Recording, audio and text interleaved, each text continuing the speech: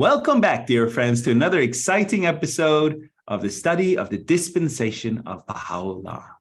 We are on part 25, part 2, covering paragraphs 111 through 116. And without any further ado, we'll have our opening prayer. Thank you so much. Make firm our steps, O Lord, in thy path, and strengthen thou our hearts in thine obedience. Turn our hearts toward the beauty of thy oneness, and gladden our bosoms with the signs of thy divine unity. Adorn our bodies with the robe of thy bounty, and remove from our eyes the veil of sinfulness. Give us the chalice of thy grace, that the essence of all beings may sing thy praise before the vision of thy grandeur. Reveal then thyself, O Lord, by thy merciful utterance and by the mystery of thy divine being, that the holy ecstasy of prayer may fill our souls, a prayer that shall rise above words and letters and transcend the murmur of syllables and sounds, that all things may be merged into nothingness before the revelation of thy splendor. Lord, these are servants that have remained fast and firm in thy covenant and thy testament, and have held fast to the cord of constancy in thy cause, and clung unto the hem of the robe of thy grandeur. Assist them, O Lord, with thy grace. Confirm them with thy power, and strengthen their loins in obedience to thee. Thou art the pardoner, the gracious. Abdul-Baha. Beautiful, Miss Claudia. Thank you so much. I love that prayer. Transcend the sound of words and murmur of sounds and syllables. So the language is just so beautiful. I love the sing in our hearts, just right. All right. So, dear friends, we're continuing our study of the Dispensation of Baha'u'llah. This is one of the letters in the World Order of Baha'u'llah. And we're right now in the section of the administrative order. We're covering paragraphs 111 through 116. I'm going to share my screen. So if you are picking up for the first time this session, you can always go back and watch the previous sessions to catch up. So in our study of the paragraphs 111 through 116, and if you are wondering what page paragraph 111 starts, it starts on page 150 of the Dispensation of Baha'u'llah. It says, though the guardian of the faith has been the permanent head of so august a body, he can never even temporarily assume the right of exclusive legislation. So this is the first paragraph of 111 through 116. So we're talking about here in this section, the rank and station of the beloved guardian. We're going to be talking also about this, the rank and station of universal justice. So in this area of study, now we're talking here, it says, in relationship to His Holiness Baha'u'llah, the beloved guardian Shoaib Effendi identifies Abdul-Baha as his most exalted handiwork, the stainless mirror of his light, the perfect exemplar of his teachings, the embodiment of every Baha'i ideal, the incarnation of every Baha'i virtue, his most exalted handiwork. I love this line, his most exalted handiwork. He created him, he molded him. He is the most perfect creation, the embodiment of every Baha'i ideal, the incarnation of every Baha'i virtue. So if you think about any virtue, courage, faithfulness, honesty, chastity, love, and then you think, how can that translate into something? What could the highest state of that be? And that would be Abdul-Baha, because he is the incarnation of the highest point of that virtue is Abdul-Baha. You follow? So he's the incarnation of every Baha'i virtue. So, and this is why we should study his life, study the writings of Abdul Baha, study and read the stories of Abdul Baha. And so we can unlock and understand what do these virtues mean in his life and how they can be translated into our character. We can bring it home, as they say. We can bring it home. And also, how cool would it be if we, as we're reading these stories of Abdul Baha, we can share them with our loved ones, share them with our spouse, share them with our children, our grandchildren, and say, hey, I read the story of Abdul Baha. How amazing is this story? I'd love to share this story with you, or share it at feast. That's even, how wonderful. Mm-hmm. Or share it, in a devotional gathering. So to inspire the friends. So these should be constantly on your tongue, and addressing these things. Okay. In contrast, the beloved guardian of the cause of God cannot claim to be the perfect exemplar of the teachings of Baha'u'llah. So who is the perfect exemplar of the teachings of Baha'u'llah? Abdul Baha. But the beloved guardian cannot claim to be the perfect exemplar of the teachings of Baha'u'llah, and does not have the rights, the privileges, and prerogatives bestowed by Baha'u'llah on Abdul Baha. Regardless of his right to interpret the utterances of Baha'u'llah and Abdul Baha, the beloved guardian, has a different nature and infinitely inferior to both Baha'u'llah and Abdul Baha.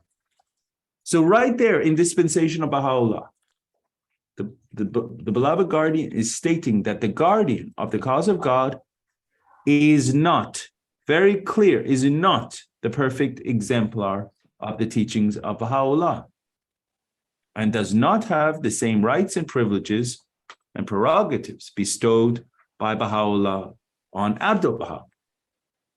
But he still has this infallible interpretation that has been bestowed, right? So he has this infallible interpretation, regardless of his right to interpret the utterances of Baha'u'llah and Abdul Baha.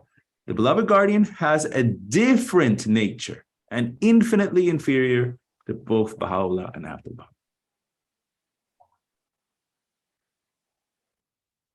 And then finally, in paragraph 114, the beloved guardian Shaykh Effendi deems it unacceptable to pray to the guardian of the faith.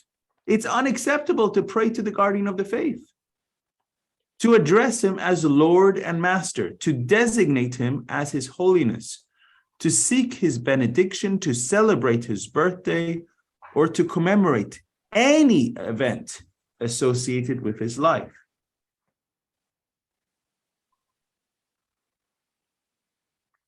So it is unacceptable. The beloved guardian, very clear. This is his wish. This is the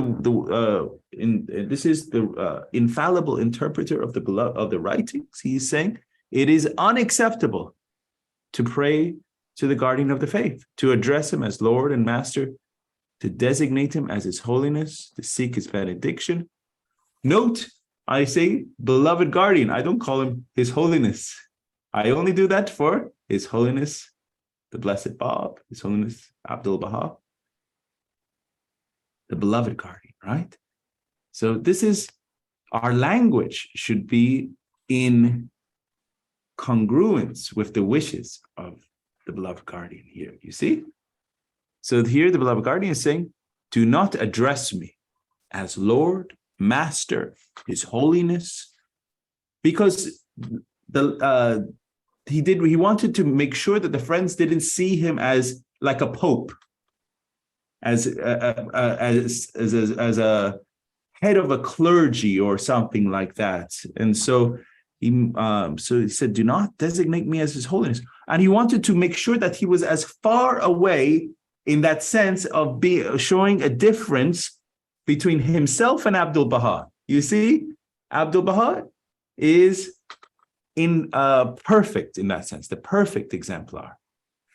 So he says, do not address me Because remember, this is the master is a title of Abdul Baha. The master. And so he says, please do not address me as Lord and Master, because these were titles of Abdul Baha. So he was saying, and how would the friends address Abdul Baha? His Holiness Abdul Baha. So he wants to make sure that the friends address him as the guardian of the faith, right? And they also would want to make sure that not to commemorate his birthday. Who do we celebrate the birthdays? The birthday of the twin holy days, right? The blessed birthdays. The birthday of Baha'u'llah, the birthday of the Bab. So he's saying, please do not even commemorate my birthday, all right? Or any event associated with his life. So even the passing of the beloved guardian, November 4th, 1957, says any event associated with life. Do not hold any gatherings, memorials, any event, right? So this is the wish of the beloved guardian, right there in Dispensation of Baha'u'llah, paragraph 114. One of the prerogatives bestowed on Abdul Baha by Baha'u'llah is protection from error, technically known as infallibility. Abdul Baha also bestowed infallibility on both the guardian of the Baha'i faith and the Universal House of Justice. And where was that bestowed? Pop quiz, anyone? This point. Abdul Baha also bestowed infallibility on both the guardian of the Baha'i faith and the Universal House of Justice. In which document was that?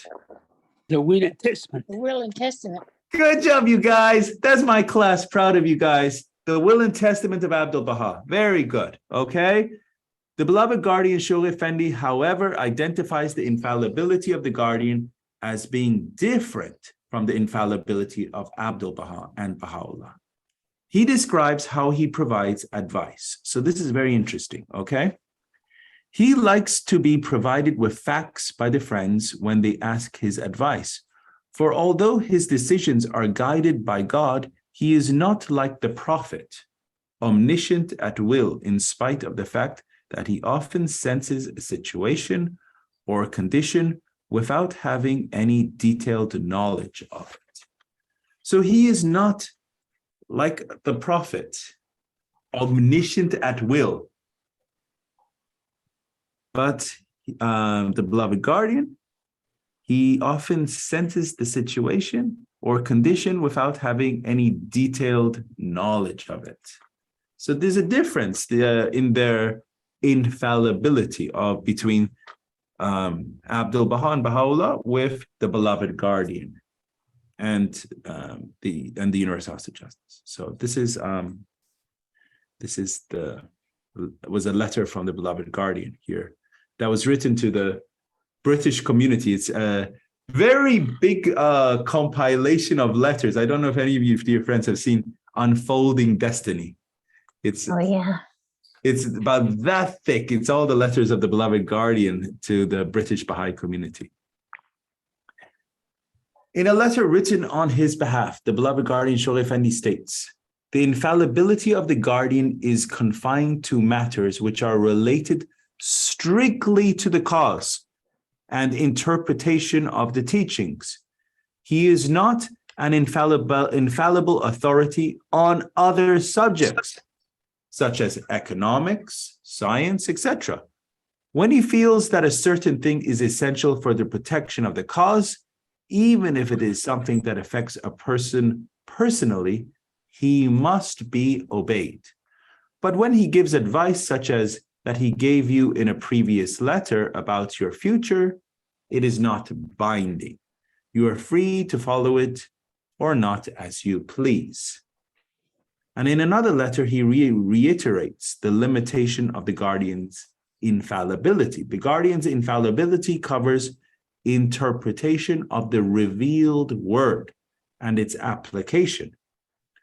Likewise, any instructions he may issue having to do with the protection of the faith or its well-being must be closely obeyed, as he is infallible in the protection of the faith. He is assured the guidance of both Baha'u'llah and the Bab, as the will and testament of Abdul Baha clearly reveals.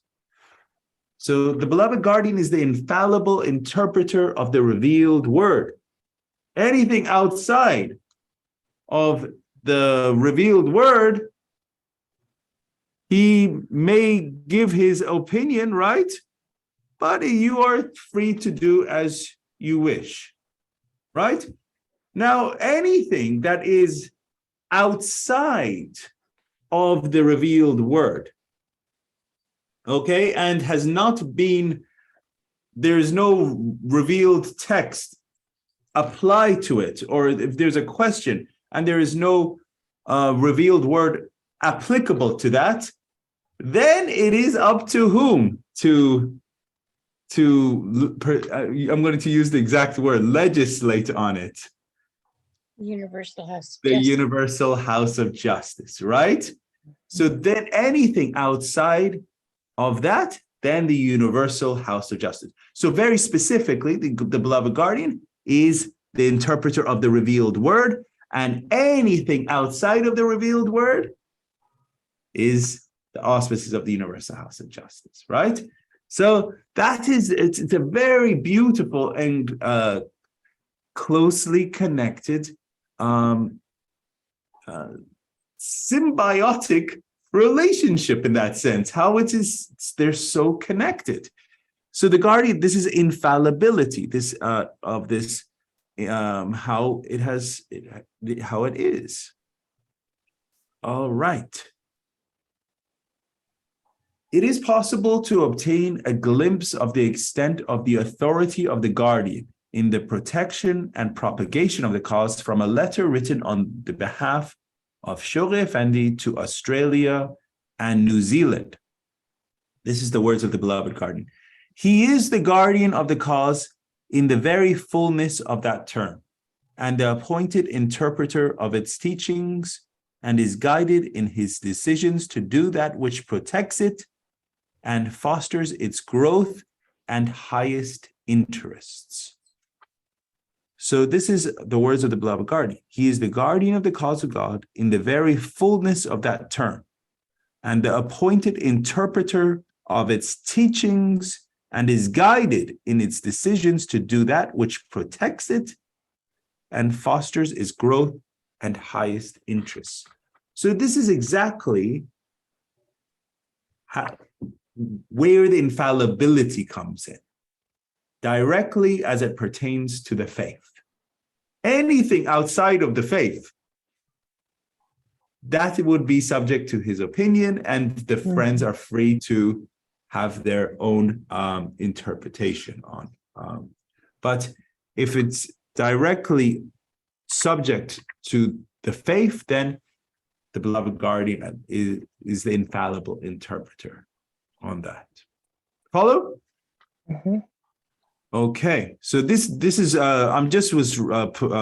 were in the Dispensation of Baha'u'llah, talking about infallibility of the beloved guardian and the limitations of the guardian. Despite such clarifications, Shoghi Effendi clearly indicated that it is not for the individual believer to limit or judge his infallibility. You follow? So even though there are limitations, right? He says it is not for the individual believer to limit or judge his infallibility.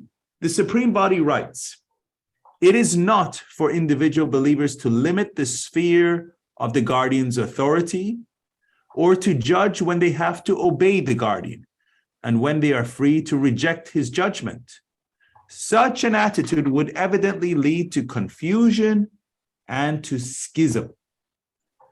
The guardian being the appointed interpreter of the teachings, it is his responsibility to state what matters which, affecting the interests of the faith, demand on the part of the believers complete and unqualified obedience to his instructions. So this is from written from a letter on behalf of the Universal House of Justice to an individual believer, 1977. So this is what the Universal House of Justice expects from us, right? Complete and unqualified obedience to his instructions. Do we have complete and unqualified obedience to his instructions? And that is something that we, as they say, when we study the advent of divine justice together, that is a ruse beruse activity, right? Something that we have to work on day by day, working on ourselves, transformation of character, to work to have higher levels of obedience, higher levels of, to arise to his instructions.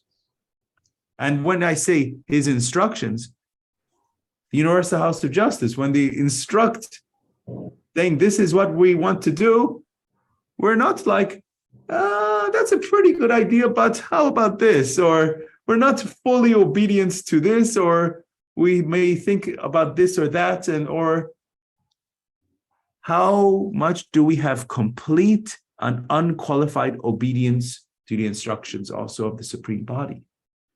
So these are things that when they say jump, are we already in the sky? Right?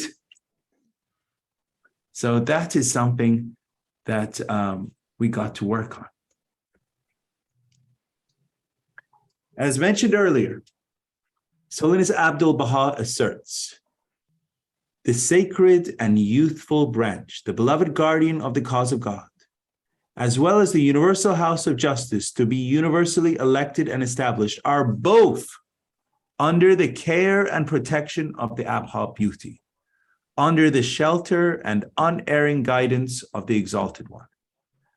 This statement indicates clearly that the Universal House of Justice is infallible and under the protection of Baha'u'llah. This is the quote that when I asked you, where does it state that they are both under the protection and have this infallibility bestowed upon them?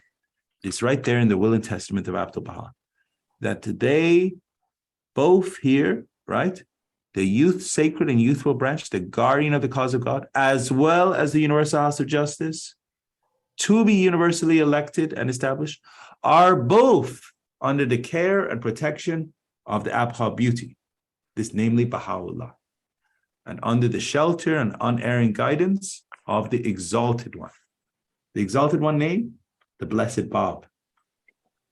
So they're both under the shelter and unerring guidance of the Abha Beauty, Baha'u'llah, and under the shelter and unerring guidance of the Exalted One, namely the Blessed Bab.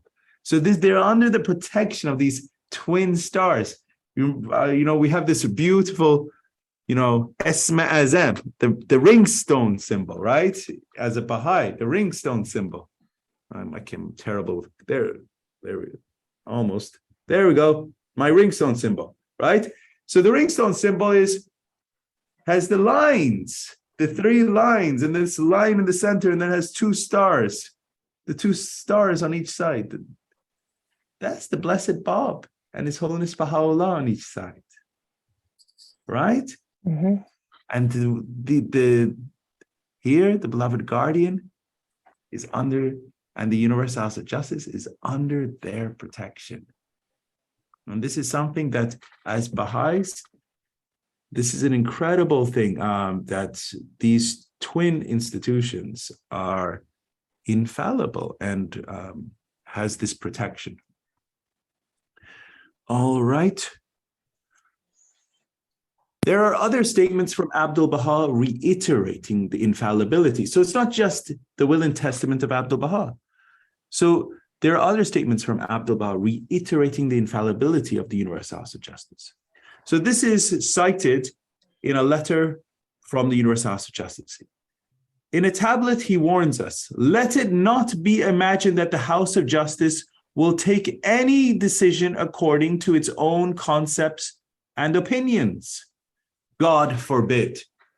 The Supreme House of Justice will take decisions and establish laws through the inspiration and confirmation of the Holy Spirit, because it is in the safekeeping and under the shelter and protection of the ancient beauty, and obedience to its decisions is a bounden and essential duty and an absolute obligation, and there is no escape for anyone.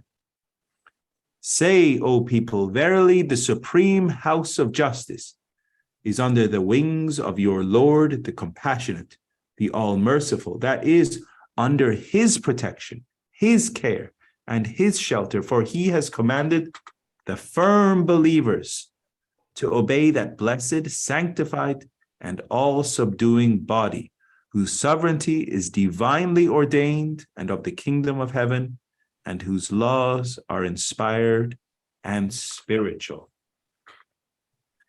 So this is from a tablet of Abdul-Baha. So this is cited in a letter of the Universal House of Justice dated 27th May 1966. So here the Universal House of Justice is citing a tablet of Abdul-Baha, and here Abdul-Baha again re-emphasizing that the Universal House of Justice is divine in nature, is infallible, and has been is sanctified. It has the sovereignty. It has been divinely ordained. It has the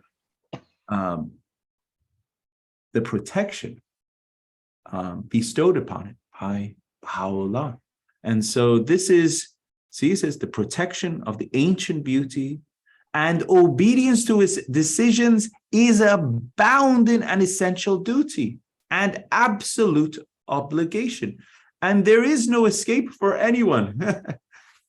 So you cannot say, well, I'm a Baha'i, but I feel free to do as I wish, and I'll obey some laws and not some other laws, or whatever. And its decisions is a bounden, it's essential duty, absolute obligation.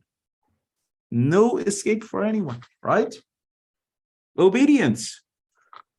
Let's go back to that previous slide. Let's, for a second, I want you, my chubby fingers. One of the problems of having chubby fingers is that here it is, unqualified obedience to his instructions. The word is complete. Complete. Right? It's not, I have some obedience. I have some obedience. Do you have complete obedience? Right? And that is the difference.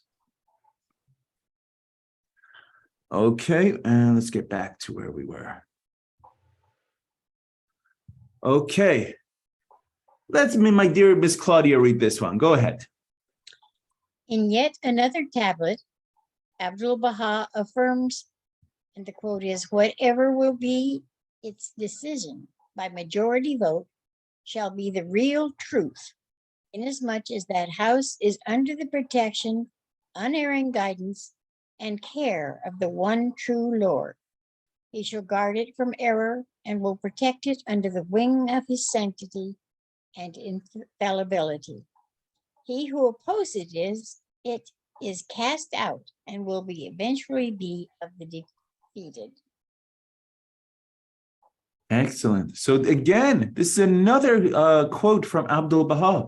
And here the Universal House of Justice is quoting Abdul-Baha, and this was cited in a letter to a National Spiritual Assembly, to this National Spiritual Assembly of the Netherlands in 1965. So here is saying the Universal House of Justice is under the protection, unerring guidance. Unerring means free from error, infallible, right? And care of the one true Lord. He shall guard it from error and will protect it under the wing of his sanctity. Sanctity means purity, right? To be sanctified. And infallibility. And this is what Abdul-Baha states. It says, he who opposes it is cast out and will eventually be of the defeated. So if you oppose the universal house of justice, you will be of the cast out. You will become a covenant breaker, right? So this is what is Abdul Baha states in this tablet, and the Universal House of Justice in a letter to this National Spiritual Assembly was quoted here. So, Can I ask a question? absolutely, go ahead. Of the defeated, Uh-huh. what is the implication there? What is the meaning of that? So it goes back even to biblical, even goes prior to that, to the defeated. It means like the armies of the good and the evil, right? Right, right.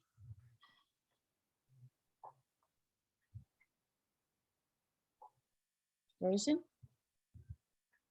I think he's frozen.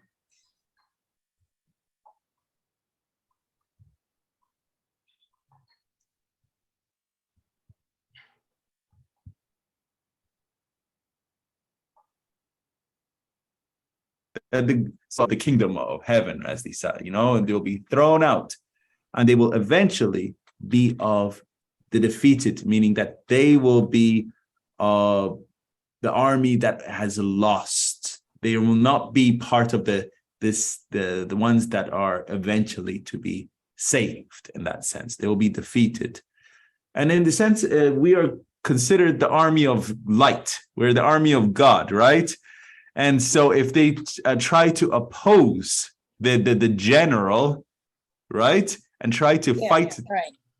If they are trying to fight the supreme commander, the general, they will be defeated. And so this is the analogy here. And one of my favorite quotes is in Abdul Baha in Egypt. It's the talks of Abdul Baha when he was in Egypt. It was recorded by Mirza Ahmad Sohrab, and there was one of my favorite quotes. I'll share with the class. It's where Mirza Ahmad Sohrab, he later became a covenant breaker, but while he was recording these notes, he was a good Baha'i at that point in time, so that it's legitimate. But what happened is the quote is where he compares His Holiness Baha'u'llah to the commander in general, the commander in chief, as they say. In the United States we have a commander in chief, it's the president of the United States. He compares His Holiness Baha'u'llah, he says, the commander of the army of light, and then he says Abdul Baha, is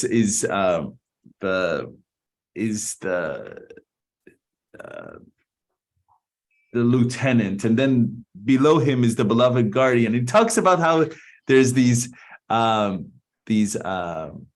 aspects of rank in an army, and it's a very illuminating quote that we find in Abdul Baha in Egypt, and it's several times in several places we find the military-ish language in the faith, and in the sense of comparing. And actually, one of the wonderful Baha'is actually did a compilation showing the language of talking about how, when we say army of light, or things like the forces of good and forces of evil, they're arrayed in a conflict, or these kind of language, right? And you think of it as, oh, we're in a combat, we're ready to go to war, these kind of things, right? This kind of language is actually, we find several times through the writings of the beloved guardians, in the writings of Abdul Baha. So there's even a compilation on it, and which is very interesting, and you can find it online too. But you're absolutely spot on, and in your question on that.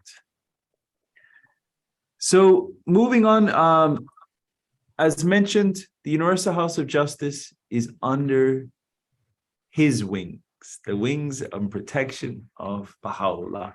And this is biblical. This is from the book of Psalms. It says, he shall cover thee with his feathers, and under his wings shalt thou trust. His truth shall be thy shield and buckler. So he shall cover thee with his feathers and under his wings, right? So it says, under the protection and unerring guidance of the one true Lord. Imagine Baha'u'llah's embrace, his wings protecting the institution of the Universal House of Justice, right?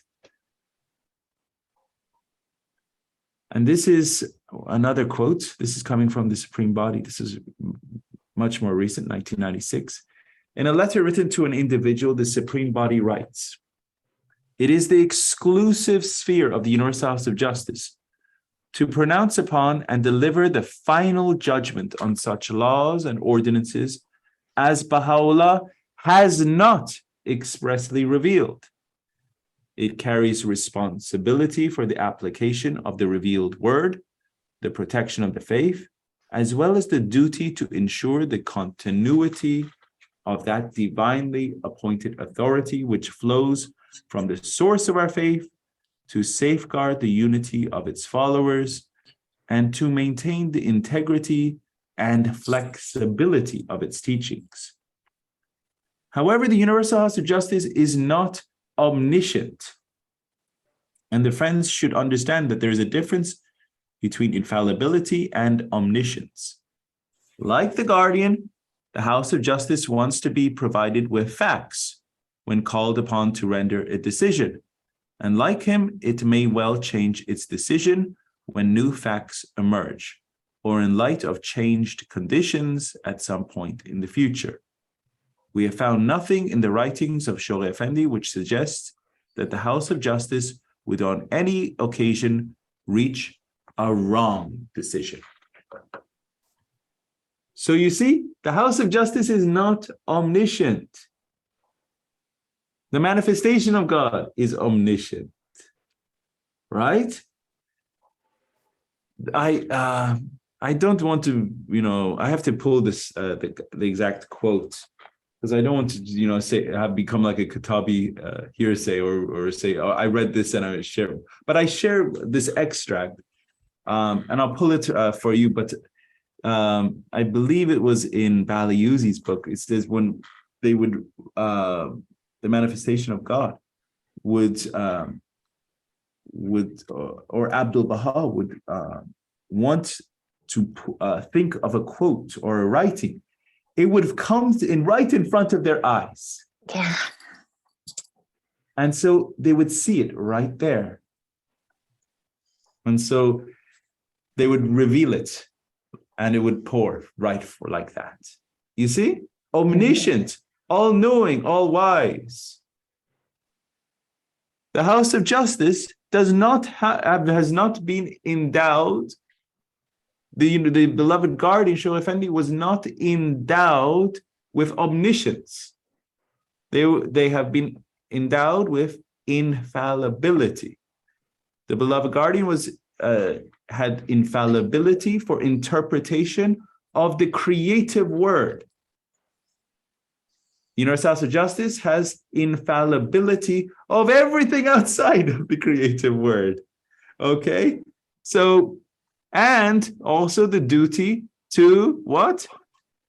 Deliver the final judgment on such laws and ordinances as Baha'u'llah has not expressly revealed, but it also has the duty to carry responsibility for the application of the revealed word. So they have the final judgment on everything outside of the revealed word, but also they have the duty to apply what Baha'u'llah and has Abdul Baha has the revealed word put into it, and the beloved guardian, right? So this is likewise, the guardian of the House of Justice wants to be provided with the facts. So one of the fact-finding agencies that that was created by the Universal House of Justice is the research department of the Universal House of Justice. So when a letter or communication is sent to the supreme body, depending on urgency. So first it gets screened for urgency. Okay. How critical is it? Okay. So if it's super urgent, then it gets classified as super urgent. It gets, it might get a red dot or something, and that gets classified, and then it gets rushed. But if it's a question of on something very specific, or a question of to do with the faith, and then it goes to the research department, it gets screened to check to see, is the answer already coming from the writings itself? Has Baha'u'llah, has Abdul Baha, has the beloved guardian already answered this? And it's already in the writings. If it is, then they may even make find that source, or even have a compilation of sources and send that as an answer direct. But if it is not directly within the writings, for example, if you ask a question on contraception or something, that might not be directly in the writings, and people have asked questions on different things, and so they ask that to the Universal House of Justice. And the House of Justice has written responses on such as contraception and other things, right? So those get answered by the Universal House of Justice itself. You follow? So this is how the Universal House of Justice legislates it gives the final judgment on laws and ordinances as Baha'u'llah has not expressly revealed. Ms. Claudia, I saw a hand. Please go ahead. Did you have a question, Ms. Claudia? No, I did not. Excellent. Very good. Very good. Okay. And again, this is another letter written by our Supreme Body. This is an incredible letter. This is letter written to the friends in Iran. The Universal House of Justice elucidates the nature of this infallibility. This is a letter written 20th May 2007. The infallibility of the House of Justice, like that of the Guardian, is conferred as distinct from the infallibility of the manifestation of God, which is innate. Two differences. One is conferred, one is innate. The House of Justice, like the Guardian, is not omniscient. When called upon to make a decision, it wants to receive information and facts, and at times consults experts on the subject. Like him, it may well change its decisions when new facts emerge or in light of changed conditions. So exactly what we read earlier, but this is again re-emphasizing that the difference between the infallibilities of the manifestation of God and the infallibility of the guardianship and the Universal House of Justice. You follow? So one is a conferred infallibility. The other one is an innate infallibility. That's why if you study the life of the manifestations of God, even at a very, very young age, the manifestations of God showed incredible knowledge and wisdom and abilities even at a young age, because they were manifestations of God, even at a young age. The moment the life emerged in this world, they were manifestations of God. At their point of declaration, that's when they were declaring themselves as a manifestation of God, but they were always manifestations of God. You follow? Yes. All right. And this is again in another letter to the friends in Iran. The Universal House of Justice states, infallibility is a profound spiritual concept inherent in the Bahá'í writings.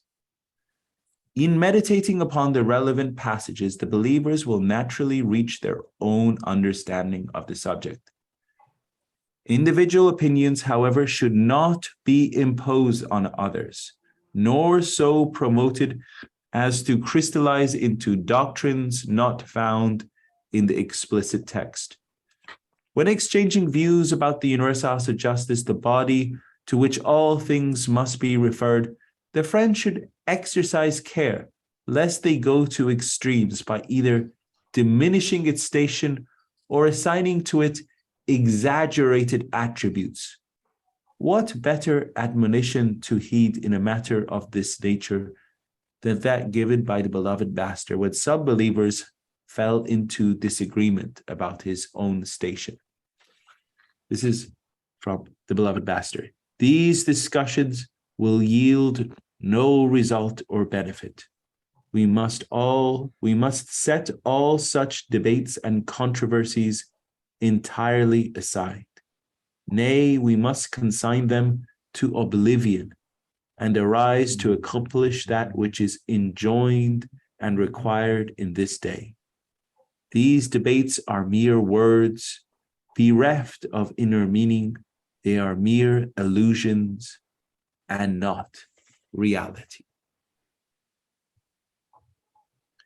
So this was a letter written by our Supreme Body to the friends in Iran, and I'm sure the friends in Iran were in that communication to the Universal House of Justice had been challenged by the friends there, challenging them, saying, how is this group of 9 people infallible, And so they were constantly being challenged. And so here, the Universal House of Justice is stating that going into debates and, on this subject, they quoted the beloved Master, that going into debates and in long types of discussions on this matter, saying that these debates and controversies, we must consign them to oblivion and arise to accomplish that which is enjoined and required in this day. That's it. Now I have a pop quiz question for the class. What is enjoined and required in this day? Here, Abdul was saying, we should arise and accomplish that which is enjoined and required in this day. What is enjoined and required in this day? To teach the cause. I love it, Miss Claudia. A little louder and without a pen in your mouth. Go ahead. To teach the cause. To teach the cause. Beautiful, Miss Claudia. Absolutely. Absolutely. That is what is enjoined. That is what we are tasked with. That is what is our bounden duty. That should be our dominating passion. To teach the cause. We should arise to accomplish this. And this is what is enjoined upon us and is required of us in this day. And look, Abdul Baha has made this day capitalized because this is the day of Baha'u'llah. It's not any ordinary day, the day of God. It says these debates, these fruitless debates, trying to fight and say, oh, the Universal House of Justice is infallible. And they say, no, it's not infallible. How can it be infallible? No, it is infallible. I don't know, it's not infallible. I'm just going back and forth with words. House of Justice says, this is fruitless. Well, give it up. You go teach the cause. Go do what you're supposed to do, but do not fight over these fruitless things. He says, these debates are mere words, bereft of inner meaning. They are mere illusions and not reality. So there we are. This was part 25, dear friends. Checking our time. We're very good. We're jumping into part 26. Everyone good? Any questions? Awesome. Okay, let me share my screen. So now, dear friends, we go to part 26. And this is part 26. Let me share my screen. We're getting into the uniqueness of this administrative order. If this was not already unique, right? But now we're going to be addressing the uniqueness of this Baha'i administrative order, the distinction of this Baha'i administrative order, as well as the immunity to corruption and degeneration. So we're going to be covering the paragraphs 117 through 123. All right. So let us read these extracts and go through it together. So the first paragraph, I'm going to read it and then we'll go around. Okay. So here we go. Paragraph 117. A word should now be said regarding the theory on which this administrative order is based and the principle that must govern the operation of its chief institutions. It would be utterly misleading to attempt a comparison between this unique, this divinely conceived order and any of the diverse systems which the minds of men at various periods of their history have contrived for the government of human institutions. Such an attempt would in itself betray a lack of complete appreciation of the excellence of the handiwork of its great author. How could it be otherwise when we remember that this order constitutes the very pattern of that divine civilization which the almighty law of Baha'u'llah is designed to establish upon earth? The diverse and ever-shifting systems of human polity, whether past or present, whether originating in the East or in the West, offer no adequate criterion wherewith to estimate the potency of its hidden virtues or to appraise the solidity of its foundations. Dear Tesfaye, go ahead. All right. The Baha'i Commonwealth of the future, of which this vast administrative order is the sole framework, is both in the theory and practice, not only unique in the entire history of political institutions, but can find no parallel in the annals of any of the world's recognized religious system.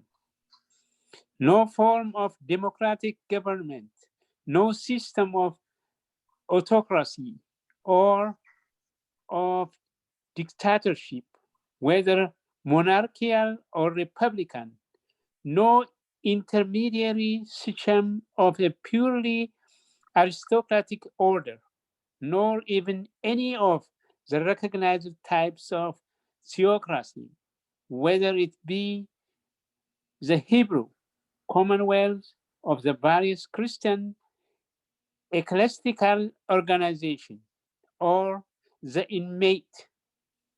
imamate of the caliphate in Islam.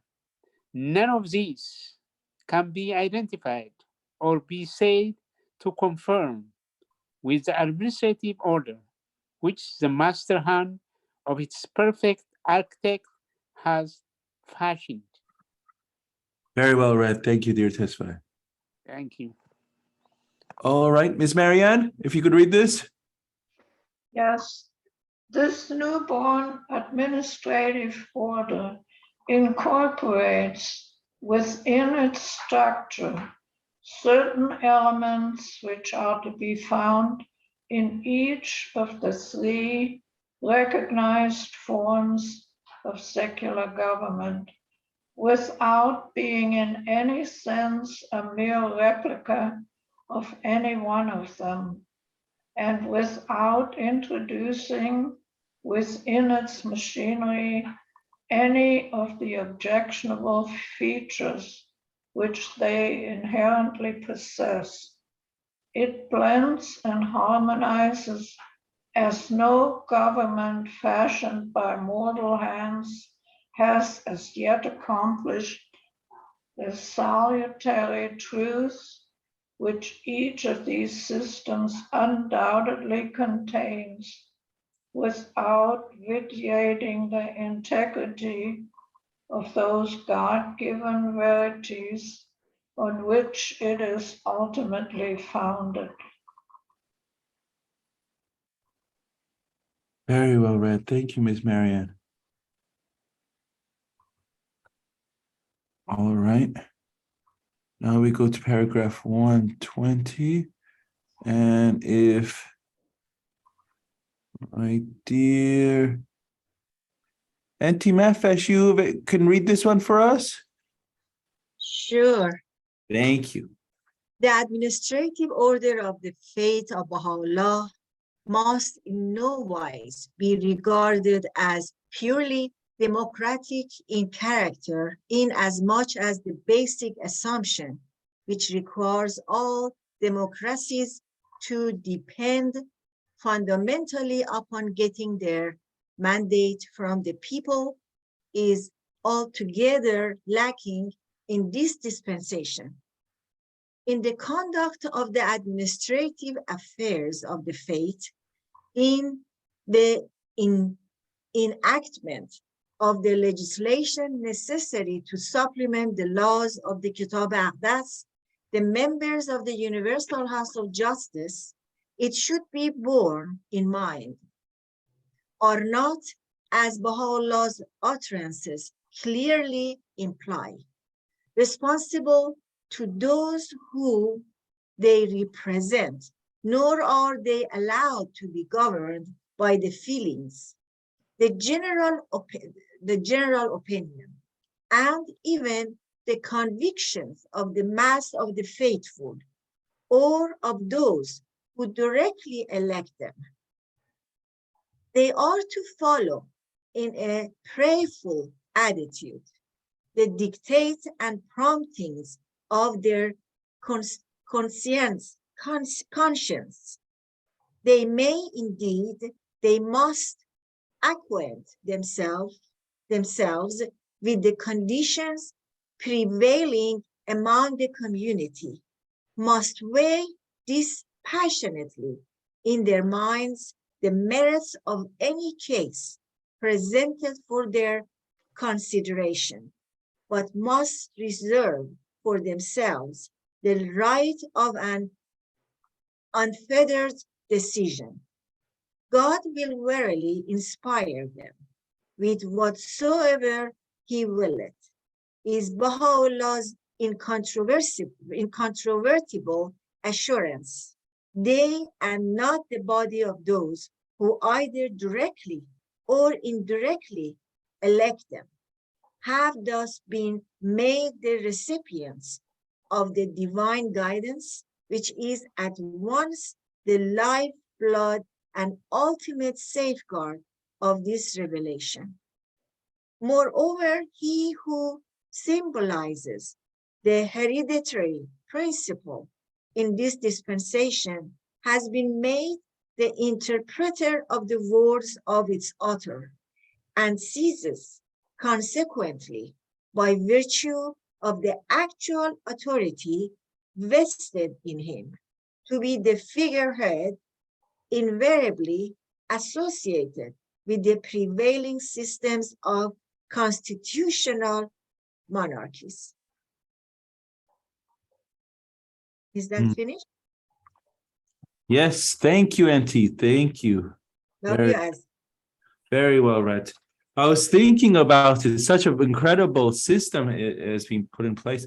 Okay, and let's go to paragraph 121. Let us have Miss Claudia, if you kindly read this one for us. Sure. Nor can the Baha'i administrative order be dismissed as a hard and rigid system of unmitigated autocracy, or as an idle imitation of any form of absolutistic ecclesiastical government, whether it be the papacy, the inmate, or the similar institution, for the obvious reasons that upon the internationally elected representatives of the followers of Baha'u'llah has been conferred the executive right, exclusive right of legislating on matters not expressly revealed in the Baha'i writings. Neither the guardian of the faith nor any institution apart from the International House of Justice can ever usurp this vital and essential power or encroach upon that sacred right. The abolition of professional priesthood with its accompanying sacraments of baptism communion, and of confession of sins. The laws required the election by the election of the universal suffrage of all local, national, and international houses of justice. The total absence of episcopal authority with its attendant privileges, corruptions, and bureaucratic tendencies are further evident in the non-autocratic character of the Baha'i administrative order and of its inclination to democratic methods in the administration of its affairs. Thank you, Ms. Claudia. And let's have this nice short paragraph. Let's give this one. Miss Luann, could you read this one for us? Okay. Nor is this order identified with the name of Baha'u'llah to be confused with any system of purely aristocratic government in view of the fact that it upholds, on the one hand, the hereditary principle and entrusts the guardian of the faith with the obligation of interpreting its teachings, and provides, on the other, for the free and direct election from among the mass of the faithful of the body that constitutes its highest legislative organ. Great. Thank you. Thank you. And paragraph 123. I'll read this one. Whereas this administrative order cannot be said to have been modeled after any of these recognized systems of government, it nevertheless embodies, reconciles, and assimilates within its framework such wholesome elements as are to be found in each one of them. The hereditary authority which the guardian is called upon to exercise, the vital and essential functions which the universal house of justice discharges, the specific provisions requiring its democratic election by the representatives of the faithful. These combine to demonstrate the truth that this divinely revealed order, which can never be identified with any of the standard types of government referred to by Aristotle in his works, embodies and blends with the spiritual verities on which it is based the beneficent elements which are to be found in each one of them. The admitted evils inherent in each of these systems being rigidly and permanently excluded, this unique order, however long it may endure and however extensive its ramifications, cannot ever degenerate into any form of despotism, of oligarchy, or of demagogy, which must sooner or later corrupt the machinery of all man-made and essentially defective political institutions.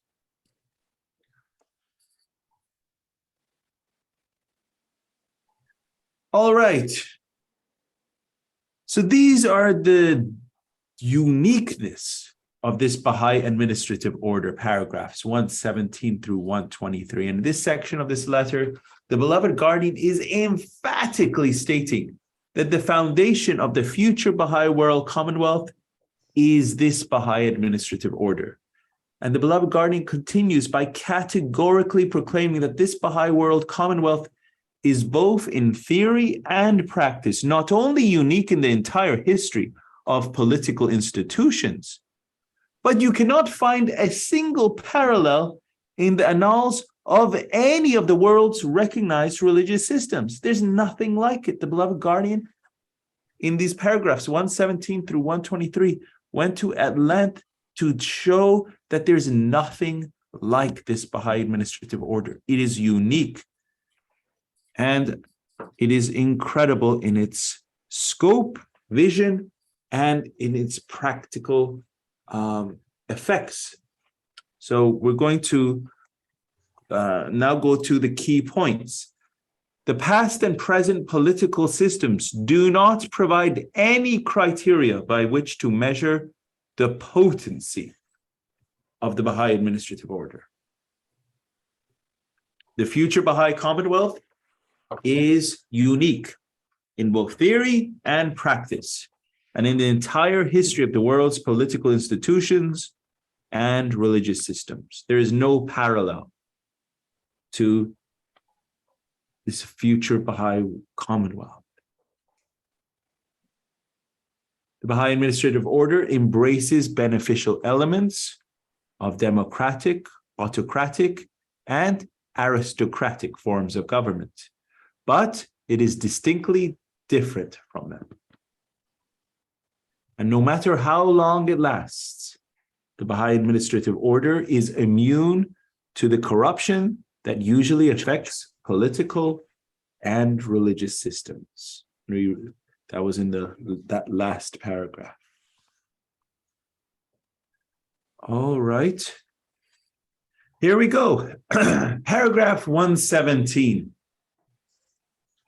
The beloved guardian is stating that it is misleading to compare this Baha'i administrative order, this divinely conceived order, with any man-made system of governance in the past or in the present. And such an act is in itself indicative of a lack of understanding of the excellence of the Baha'i system and the role it will play in establishing a future divine civilization. You cannot compare it. It's just incomparable. If the purpose of this comparison is to measure the greatness of the Baha'i administrative order or the firmness of its foundation, then past or present political systems developed by man, whether in the East or in the West, do not provide an adequate measure for such an appraisal. You cannot appraise it with man-made systems. It doesn't do it justice. It's not possible. It is on a different level. It's incomparable to man-made systems. How can you compare the Baha'i system to the current form of politics in our country, United States? There's no comparison. It would not do it justice. This aspect of comparison is comparing the current or past or present political systems developed by man do not provide an adequate measure for an appraisal. Then we go to paragraph 118. The beloved guardian Shough Effendi emphasizes, he's constantly emphasizing because he wants the friends. Remember, the entire dispensation of Baha'u'llah is the fundamental verities of what the faith stand for, the fundamental truths. So this is another fundamental truth that we're stressing here, the uniqueness of this administrative order. That this future Baha'i Commonwealth that every single Baha'i is striving towards, which will be erected on the foundation of this Baha'i administrative order, will be unprecedented in the entire history of human political institutions and among the recognized world religious governance systems. Unprecedented. What does unprecedented mean? Never before. Like it Before, yeah. Nothing like it before, right? Unprecedented. There was nothing like it before, so there's nothing to compare it to. It's unprecedented. There was nothing like it before, and now there it is. And that is what the Baha'i world is raising. This has been brought about by the twin manifestations, the Blessed Bab and Baha'u'llah.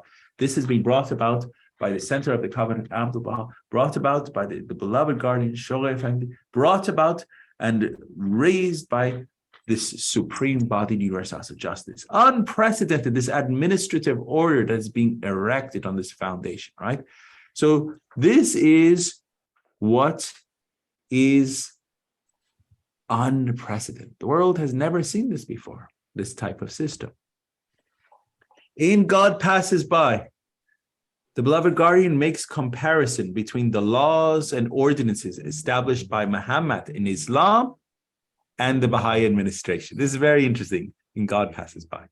He says, no prophet before Baha'u'llah, it can be confidently asserted, Not even Muhammad, whose book clearly lays down the laws and ordinances of the Islamic dispensation, has established authoritatively and in writing anything comparable to the administrative order which the authorized interpreter of Baha'u'llah's teachings has instituted. An order which, by virtue of the administrative principles which its author has formulated, the institutions he has established, and the right of interpretation with which he has invested, its guardian must and will, in a manner unparalleled in any previous religion, safeguard from schism the faith from which it has sprung. So it is incomparable, right? This administrative order, it is incomparable. The difference is the last part too. It has been invested not only in the principles, the tenets, the teachings, the laws by the founder himself. He has established the right of interpretation with he has invested in his guardian, right? And then in a manner unparalleled in any previous religion, what has he done? He has safeguarded it from schism. Again, never unparalleled in any religion. This has never happened. This is unique.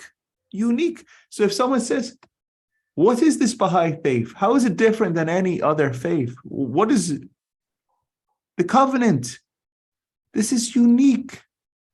The administrative order is unique. This is something that dear friends, that I encourage you to master in your discourse. What is this administrative order? And so then when you're talking and teaching this faith, you can present, this is what this Baha'i faith is presenting to the world, is this administrative order as a solution to what is ailing humanity. The beloved guardian continues paragraph 118 by describing the major secular and religious governance systems of the past and present, and confirms that they can neither be identified with nor conform to the Baha'i administrative order. He's saying all the past ones and all the present systems, these secular and religious governance systems, they cannot conform to the Baha'i administrative order because they are what? Man-made, right? They're secular. They cannot conform to it. Democracy. Democracy is a form of governance that in principle offers an equal say for all citizens in the decisions that affect their lives. Although no universally accepted definition exists for a democracy, equality and freedom are identified as the two essential characteristics of a democratic system. And here's the term democracy originates from the Greek. It says demokriata, the rule of the people, that consists of the words demos, people, and kratos, meaning rule. The term democracy first appeared as a political and philosophical concept and as a system of governance in Athens during the late 6th century BC. You can see here some Greeks in a senate. And currently, many interpretations and implementations are used to define democracies around the world. And some believe a democracy is characterized by political pluralism, equality before the law, civil liberties, and human rights. And in the United States, the separation of the powers of the legislature, the executive, and the judiciary is considered to be essential characteristics of a democracy. And in countries such as the United Kingdom, the foundation of a democracy is parliamentary sovereignty. So some of the major forms of democracy include, this is very interesting. I was learning, because in this part, we're going to learn about the different forms of governance. Representative democracy, the people being represented select their government officials. The system is called a democratic republic if people also democratically elect the head of state. Okay, this is called representative democracy. Parliamentary democracy, parliamentary representatives appoint the government in contrast to presidential rule, wherein the president, as both the head of state and the head of government, is elected directly by the citizen. This happens in Canada, United Kingdom, political union between England and Wales, Scotland, Northern Ireland, Italy, India, Japan, Latvia, the Netherlands, New Zealand. So they have parliamentary democracy. Presidential democracy, the citizens elect their president as both the head of state and head of government. The president controls most of the executive powers for a fixed term. So this happens in the United States of America and Nigeria. Another is authoritarian democracy. The rule of law and the Constitution constrain the decisions made by elected representatives in order to protect the rights and freedom of individuals. There are not many examples of an authoritarian democracy. Many will point to Russia, since it includes elections and a legislature, but the government is currently led by the Vladimir Putin regime. These are not this part is not my words. This is straight from like Wikipedia or some source like that saying the Vladimir Putin regime. And it actually is more totalitarian oligarchy currently to a dictatorship. So it's not really authoritarian democracy in that country. Religious democracy, this is where secular laws and the people meet to create the principles of the government. The most common example is an Islamic democracy. This is where the laws of Islam are what guide policy creation. The leaders of this democracy must also follow the teachings of Islam. However, these leaders are elected to their positions by the people. Examples are Afghanistan and Pakistan have executive, judicial, and legislative branches of government that are guided by the laws of Islam and the Quran. And these governments also have a constitution, and representatives are chosen by the people.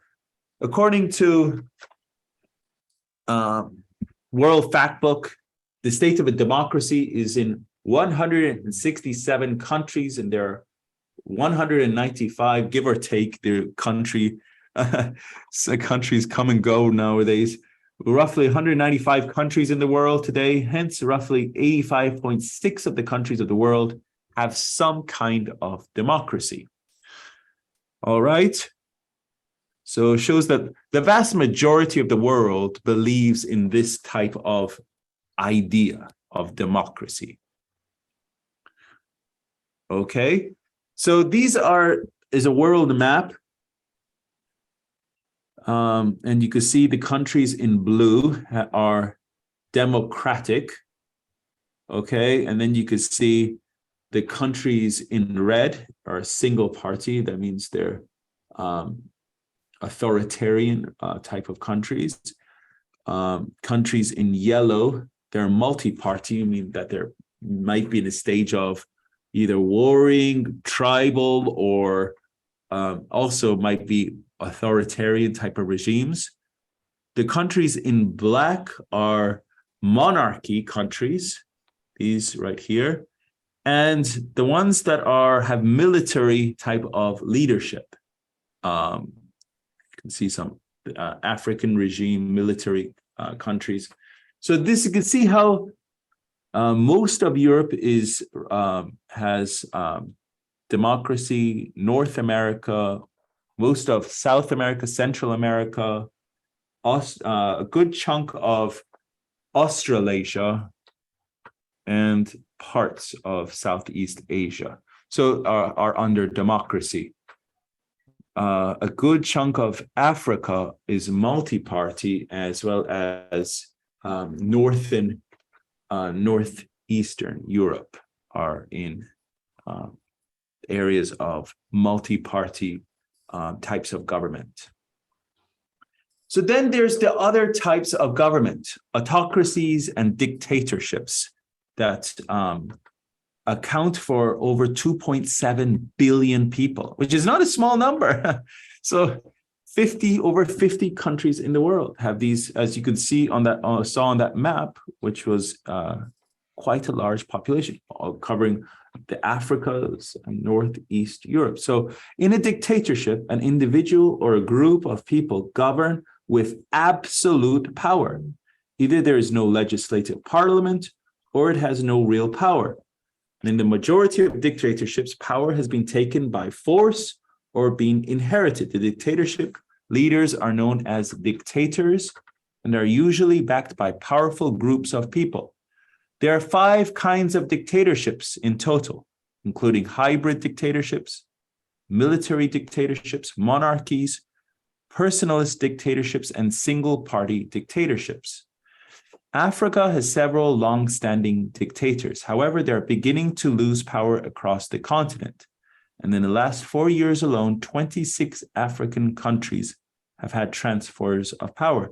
There are currently 17 dictators in Africa, some worse than others, and some have been in power for decades, such as President Teodoro Obiang Nguema Basago of Equatorial New Guinea. And President Obiang has been in power for 40 years after ousting his uncle, Francisco Macias Nguema, and sentencing him to death by firing squad.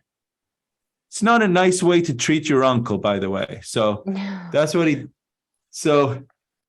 sentenced his uncle to death by firing squad and assumed dictatorship for 40 years.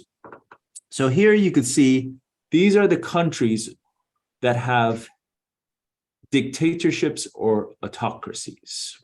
See, Afghanistan, Algeria, Angola, Azerbaijan. For over 50 countries of the world have these dictatorships comprising approximately 2.7 billion people on this planet. What is autocracy?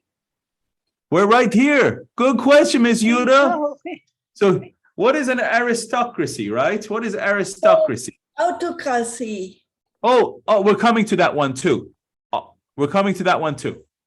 Okay. So the word aristocracy has its roots in the Greek words aristos, meaning best, and kratos, meaning power. The supreme power of an aristocratic government is vested in a small number of privileged people who are supposed to be the best qualified to rule, aristocrats, right? Aristocratic governance was developed in ancient Greece, where it was accepted as the preferred form of government. In theory, the objective of an aristocracy is to look after the welfare of the majority, although only a few have the power of governance. And an aristocracy becomes an oligarchy when the interest of the people is sacrificed for the interest of the rulers. So, looking at another country, we could say Russia would be an oligarchical dictatorship. Mm-hmm.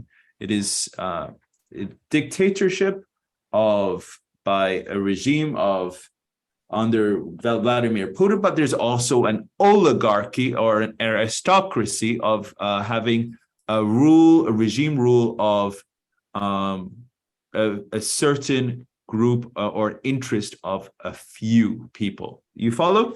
So mm-hmm. that is a type of government there. And this is from Thomas Jefferson. It says, I hope we shall crush in its birth the aristocracy of our moneyed corporations, which dare already to challenge our government to a trial by strength and bid defiance to the laws of our country. So this is actually what the United States Constitution, the foundation of our United States, was founded on. Why the Pilgrims came, because they were against the redcoats and the British aristocracy. They were against that, so they wanted a different form of government, a presidential democracy, as opposed to an aristocracy. So then we move to we're at 8:33. We got a few more slides to cover this. So we move to theocracy. Theocracy has its roots in the Greek word theokratia, meaning the rule of God, which is derived from the Greek words theos, God, and kratio, meaning to rule. And in a theocracy, God is considered as the supreme power, and the laws of the country are regarded as its divine laws. Hence, power and control of the citizens is usually in the hands of the clergy. And in the 1st century AD, Joseph Flavius described the government of Jews as a theocracy in which God and his laws were sovereign. The Hebrew Commonwealth, various Christian ecclesiastical organizations, the imamate, and the caliphate in Islam are examples of theocratic governments. And the beloved guardian in the Dispensation of Baha'u'llah mentions the Hebrew Commonwealth. He mentions the Christian ecclesiastical organization. He mentions the imamate, the caliphate in Islam. He's saying that there's no comparison to the theocratic form of government. So in paragraphs 119 through 123, the beloved guardian explains that although the Baha'i administrative order embodies in its structure certain elements of recognized forms of government, namely democracy, autocracy, and aristocracy, it is distinctively different from any of them.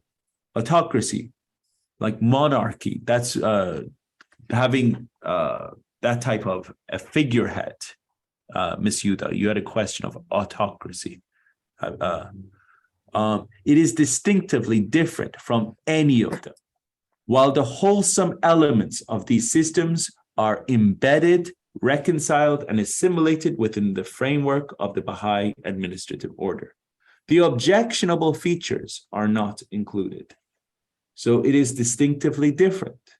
The wholesome elements of these different systems, democracy, autocracy, and aristocracy, are embedded, reconciled, assimilated within this Baha'i administrative order. So it's not purely democratic, right?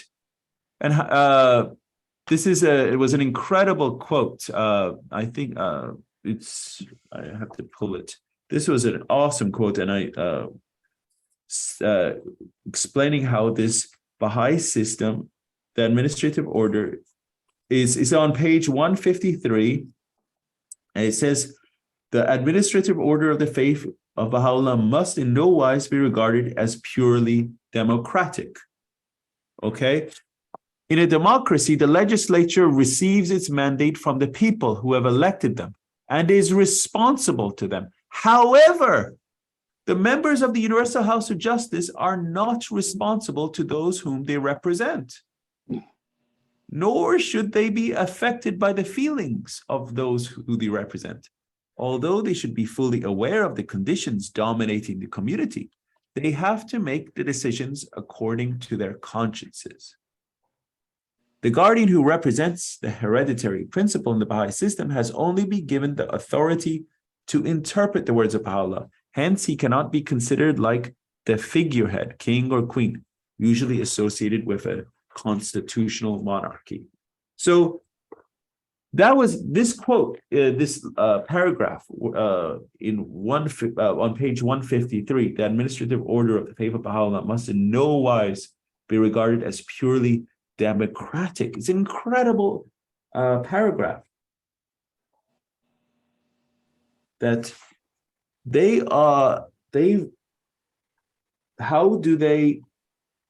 not subject to those who vote for them. It should be borne in mind. They're responsible. They are not, as Baha'u'llah's utterance clearly imply, responsible to those whom they represent, nor are they allowed to be governed by the feelings, the general opinion, and even the convictions of the mass of the faithful. Now, I know we mentioned earlier that we should not compare secular political systems with this Baha'i administrative order. It's incomparable, but I'm going to compare that this current system of politics in the United States, the Congress, they are subject to their voters, right? Mhm. The congressmen, whoever votes them in, they have to keep their voters happy, or else they'll be voted out, right? And so there's campaigning, there's canvassing, there's lobbying, and all of that. But in this system, this divine system, this Baha'i administrative order, the beloved guardian is writing emphatically that the Universal House of Justice is not subject to who votes them in. It says they are to follow in a prayerful attitude the dictates and promptings of their conscience. They must acquaint themselves with the conditions prevailing among the community, but must weigh dispassionately in their minds the merits of any case presented for their consideration, but must reserve for themselves the right of an unfettered decision. God will verily inspire them with whatsoever he willeth. It's not a purely democratic system. They are not responsible to those who vote for them. Follow? Mhm. Okay. And it's also not an autocracy. The Baha'i administrative order also cannot be considered an unmitigated autocracy or any form of absolutistic ecclesiastical government. The right of legislation on matters not explicitly revealed in the writings of Baha'u'llah is exclusively invested with the Universal House of Justice. There is no professional priesthood in the faith. The sacraments of baptism, communion, and confession of sins have been abolished. There's no clergyhood. The nature of the Baha'i electorate and the lack of an episcopal authority make special privileges meaningless and prevent corruption, both of which are autocratic governments. So because of this lack of singular authority, it cannot be considered an unmitigated autocracy. And it cannot be considered a purely aristocratic government. The Baha'i administrative order also cannot be considered this purely aristocratic government, since despite upholding the hereditary principle by giving the right of interpretation of the writings of the guardian, it provides for the free and direct election of the supreme legislative body of the faith, namely the Universal House of Justice, by all members of the Baha'i community. And in paragraph 123, the beloved guardian Shaykh Effendi states that the Baha'i administrative order is different from all the standard types of government known to Aristotle, including monarchy, aristocracy, and democracy. So then lastly, in paragraph 123, it says, the man-made political systems usually degenerate into despotism, oligarchy, or demagogy as they age. As a result, corruption increases and they eventually fail. And paragraph 123, the beloved guardian Shaykh Effendi indicates that the Baha'i administrative order is what? Immune to such corruption, no matter how long it lasts. This is incredible, unique. The Baha'i administrative order is immune to these diseases, these secular issues of corruption. And this is an incredible quote I found. This is from Polybius, and this is from 150. He says, in the natural spontaneous course of events, the first political system to arise is monarchy, and this is followed by kingship. But it takes the deliberate correction of the defects of monarchy for it to develop into kingship. Kingship changes into its congenital vice, that is, into tyranny. And then it is the turn of aristocracy. After the dissolution of tyranny, aristocracy necessarily degenerates into oligarchy. And when the general populace gets impassioned enough to seek redress for the crimes committed by their leaders, democracy is born. And in due course of time, once democracy turns to violating and breaking the law, mob rule arises, and completes the series. So you can see how the evolution of governance occurs. And you can see even the breakdown of democracy here in his, this is 150 years before Christ. He was giving this breakdown of how these secular forms of government go through their cycles. All right, dear friends, we have a few more slides and then this section is ending, but we'll pick that up next week. We're already several minutes over. But this is showing the uniqueness of the Baha'i administrative order and comparing it, contrasting, because in these paragraphs 117 through 123, the beloved guardian is contrasting this to the secular forms of government as in the systems of governance at play. And so I wanted to give you at least an explanation of what is a democracy, what is an aristocracy, what is autocracy. So gives you explanation of those things. So very good. So any questions, insights from tonight? May I say something about Please, this? go what ahead, you are dear. saying? Yeah. Thank you very much, first of all, that bringing all these democracies and all secular government of Aristotelian view from 6th century AD. And then now we understand more about democracy and aristocracy and the theocracies, or all these terms. And now, so the democratic means now the world is more political than religious, the way I see it now. Therefore, that's a good point. And then by being Baha'i is also, we are unique because we have a unique administration and a unique phase. So we are proud of it. Sure, dear Tesfai. Thank you. You use the word more political than religious. Yeah, democratic. I would say, religious is a system of governance of a faith, and as Baha'is and as followers of faith, we should be spiritual. Yeah. We should be following the teachings, whether we're a follower of the light of His Holiness Jesus Christ, or a follower of the light of Lord Buddha, or we're a follower of, doesn't matter. We should be more spiritual. And the reality is, you're right. Many friends around the world have lost following the light.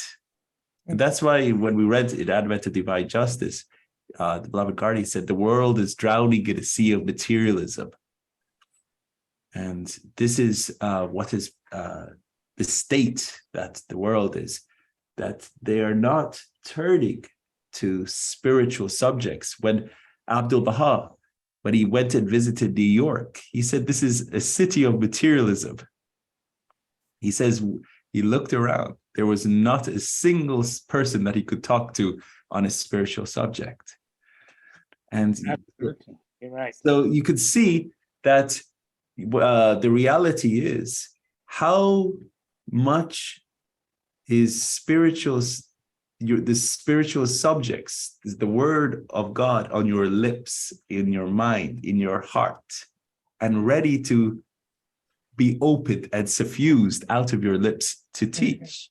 The more that happens, your circle of friends will be affected by you. You follow? This is called teaching the cause. Exactly. So, yeah, that's how this world starts changing slowly, by the friends transforming themselves. They start transforming their circles, and then those circles being affected, and then those circles being affected, and slowly it affects. There's a wonderful thing called pay it forward, Mm-hmm. And I love, there's so many wonderful videos on YouTube of people paying it forward, but it's an incredible example of doing a small thing, and then someone else does a small thing. The reality is, this is how transformation happens. We may see, we're such a small Baha'i community. We're so small. How can we affect the whole world? But by God, if we transform ourselves, our circle will be affected. Your circle will be affected, and they will be affected. It's the butterfly effect. It's, a small little butterfly in the Amazon rainforest will create a hurricane around the other side of the world by the flapping of its single wings. So the reality is, you can make an incredible difference by how much you transform and your circle of friends. You say, oh, I'm just having a single study circle, or I'm just having a devotional. But by God, that transformation of hearts, look at the opening of the Baha'i prayer book. It says the scattering angels, the throbbing of the heart, and the scattering angels will scatter, the prayer around the world. Do you believe that? Yes, that happens. The transformation happens, dear friends.